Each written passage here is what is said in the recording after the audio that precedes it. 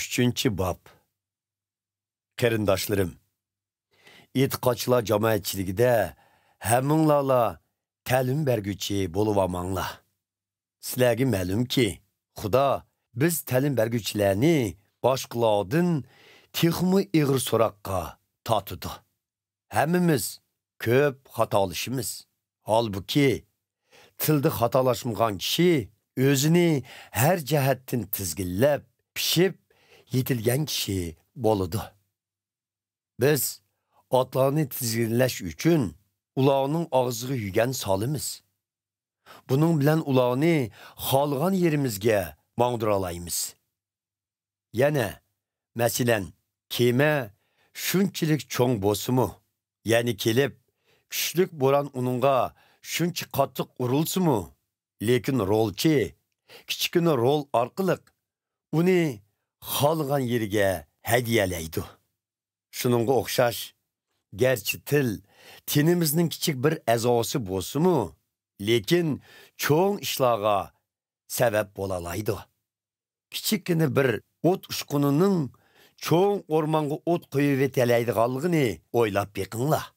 Til dal shu o't ushquniga o'xshaydi. U har xil qilmishning manbasi va a'zolarimiz ichidagi buzg'unchi bo'lib, butun badanimizni bulg'ay oladi. Bu o't do'zax o'tidan yiqilsa, hayotimizni vayron qilib etalaydi.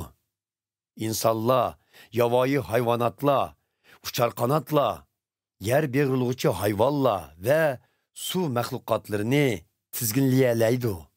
Hamda ularni olli-burun tizginladi.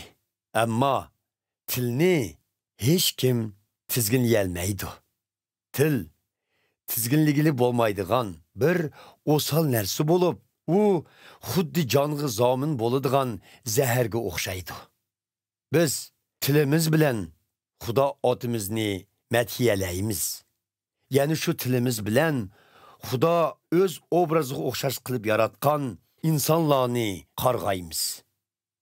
Demak, bir ig'izdan ham madhiya, ham la'nat chiqadi. Qarindoshlarim, bundoq bo'lmasligi kerak. Bir buloqdan sharbatmi, zardobmi chiqamdi. Qarindoshlarim, anjur darig'i zaytunning mevasini bermaydi.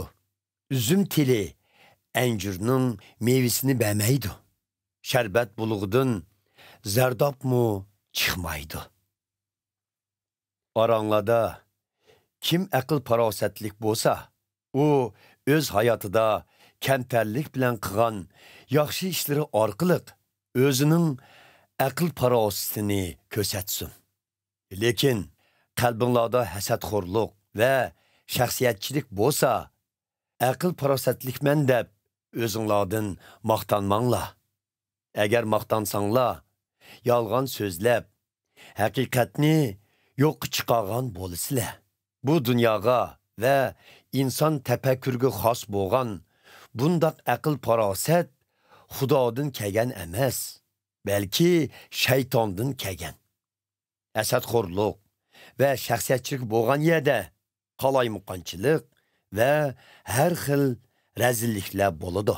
Lekin bir odamda Xudodan kelgan aql farosat bo'lsa, u oldi bilan pok, ondan tinchlikparvar, xushbeyil, kamtar va rahimdil bo'lib, uning hayoti yaxshi mevalar bilan to'lgan bo'ladi. U yana ayrimchilik va soxtipazlik qilmaydi. Tinchlik izdiguvchilar tinchlik urug'ini chochidi va uningdan adolat mevasini oladi.